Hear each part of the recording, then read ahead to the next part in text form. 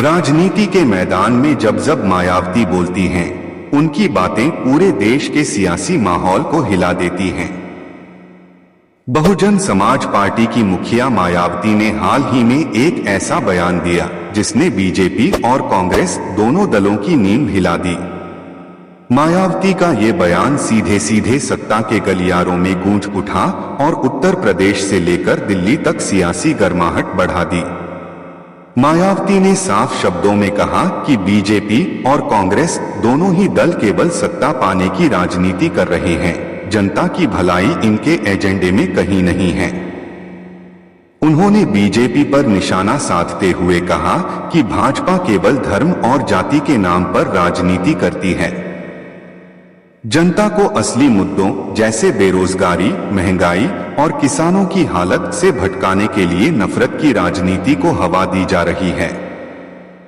मायावती ने दो टूक कहा कि भाजपा का असली एजेंडा जनता की समस्याओं का समाधान नहीं बल्कि वोट बैंक की राजनीति है। वहीं कांग्रेस पर हमला बोलते हुए मायावती ने कहा कि कांग्रेस खुद को गरीबों और दलितों की हितैषी बताती है, लेकिन सच ये है कि आजादी के बाद जितने लंबे समय तक कांग्रेस सत्ता में रही, उस दौरान भी दलितों और पिछड़ों की हालत नहीं सुधरी। कांग्रेस सिर्फ खोखले वादों का ढेर लगाकर सत्ता का आनंद उठाती रही। मायावती का कहना था कि कांग्रेस ने भी कभी बहुजन समाज के उत्थान के लिए ईमानदार कोशिश नहीं की। मायावती ने इस दौरान एक बड़ा सवाल उठाया, जब देश की जनता बेरोजगारी और महंगाई से परेशान है, तब ये दोनों पार्टियां आखिर किस काम में लगी हैं? क्यों जनता के असली मुद्दों पर चर्चा नहीं होती? क्यों शिक्षा, स्वास्थ्य और रोजगार पर कोई ठोस कदम नहीं उठाया जाता? उनके इस सवाल ने विपक्षी और सत्ताधारी दोनों दलों को असहज कर दिया। राजनीतिक विश्लेषकों का मानना है कि मायावती का यह सीधा हमला एक नए समीकरण की आहट है। यूपी की राजनीति में मायावती हमेशा से ही निर्णायक भूमिका निभाती रही हैं।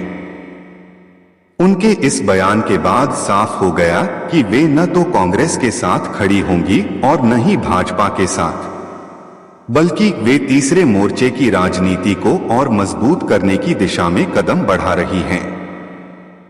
दिलचस्प बात यह है कि मायावती का यह बयान ऐसे समय में आया है जब 2025 के विधानसभा और 2029 के लोकसभा चुनावों को लेकर माहौल गर्म है। भाजपा और कांग्रेस दोनों ही दल दलित वोट बैंक को साधने की कोशिश में लगे हैं, लेकिन मायावती ने अपने बयान से दोनों पार्टियों को कटघरे में खड़ा कर दिया।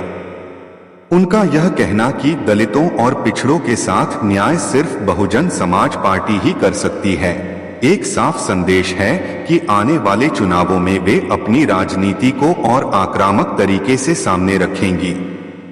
सियासी गलियारों में चर्चा तेज हो गई है कि मायावती का यह रुख भाजपा और कांग्रेस दोनों के लिए सिरदर्द साबित हो सकता है, क्योंकि उत्तर प्रदेश की राजनीति में दलित वोट बैंक का महत्व बहुत बड़ा है और अगर मायावती इसे एकजुट करने में कामयाब हो जाती हैं, तो सत्ता के सारे समीकरण बदल सकते हैं। मायावती का यह हमला सिर्फ बयानबाजी नहीं बल्कि एक सियासी रणनीति है। उन्होंने दोनों दलों की पोल खोलने का काम किया है और जनता के बीच यह संदेश देने की कोशिश की है कि केवल बसपा ही असली विकल्प है। यही वजह है कि उनके इस बयान के बाद से ही राजनीतिक माहौल में गर्माहट और बेचैनी बढ़ गई है। दोस्तों, अब देखना ये होगा कि भाजपा और कांग्रेस मायावती के इस सीधे हमले का जवाब किस तरह देती हैं। क्या वे चुप रहकर इसे नजरअंदाज करेंगे या फिर पलटवार करके नई सियासी बहस छेड़ेंगे? ये आने वाला वक्त बताएगा। अगर आपको मायावती के इस बयान पर आधारित ये वीडियो स्क्रिप्ट पसंद आई हो तो चैनल को जरूर सब्सक्राइब करें, वीडियो को लाइक और शेयर करें ताकि देश की असली राजनीति की सच्चाई सबके सामने आ सके।